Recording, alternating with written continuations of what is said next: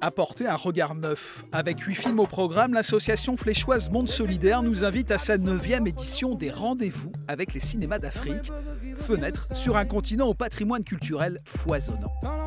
On parle de l'Afrique comme une espèce d'entité de pays. Et nous, ce qu'on voulait, c'est montrer la diversité de l'Afrique et aussi casser les préjugés. Et pour ce faire, le festival multiplie les genres, du drame à la comédie en passant par le documentaire, de la Tunisie à la République démocratique du Congo. C'est un cinéma qui est quand même très social. On choisit des films qui nous semblent refléter la culture africaine ou la société africaine. Et on s'aperçoit, par exemple cette année, que nos thématiques, elles vont vers les femmes. Ce qui est assez logique dans ce continent où le rôle de la femme est extrêmement important.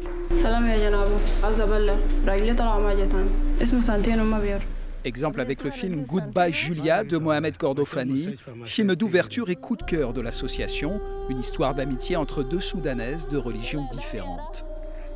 J'aime bien aussi celui qui va faire la fermeture, qui est un des premiers films africains de Ousmane Sembène, qui est un film en noir et blanc et qui traite du problème de la décolonisation.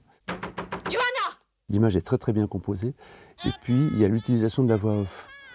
C'est-à-dire que le personnage principal, donc qui est une femme, en fait, elle ne s'exprime pas dans le film.